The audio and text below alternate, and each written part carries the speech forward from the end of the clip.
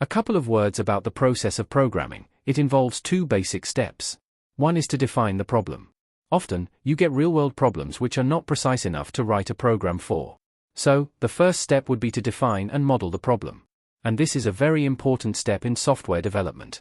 Now, we will assume that the problem is well-defined and already provided to you. So, they will be precise and they will be fairly short and simple. So, this is the first step of programming, which is the definition of the problem, which you can assume will be given. Now comes the second step, which is to obtain a logical solution to your problem. And what do we mean by a logical solution? A logical solution is a finite sequence of steps: do this first, do this next. If a certain condition is true, do this, otherwise, do something else. This is called an algorithm. So, an algorithm is basically a finite, step-by-step procedure to solve a problem. One way to visualize an algorithm is using a flowchart, and defining a problem is there, then the process of coming up with an algorithm.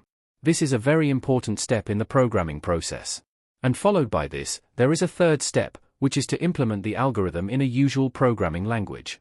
So, is the concept of an algorithm a new concept? I would claim that it is not.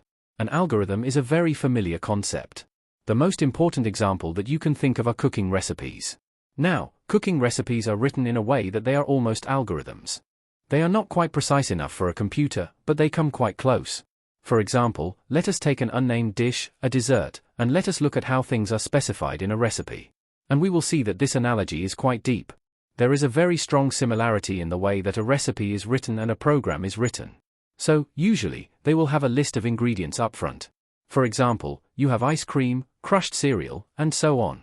And then, once you have all the ingredients in place, then you have instructions to say how do you start and how do you end up with the dish. Now, those instructions will be fairly precise. Of course, you assume that the person preparing the dish is a fairly experienced cook, so that certain instructions need not be given in very precise detail. For example, you can say do this, heat oil, and so on. And it is assumed that a person knows how to heat oil. Even so, you will see that certain recipes are fairly vague, and other recipes are fairly detailed. And in any recipe, you can see certain things which are vague and will cause confusion to most people. For example, here is a term which says, try to make each scoop about as large as your fist. Now, that, of course, is a vague term, because my fist could be a different size than yours. And then, you will see that, in a formation that makes it easy to dip in order. So, this is fairly vague, and it is not very helpful to a cook who is making this for the first time. So, think of algorithms as similar to recipes, but mentioned in a more precise manner. Another way you can be familiar with algorithms is when you buy a make-it-yourself kit for furniture or something like that. Those are also similar to an algorithm.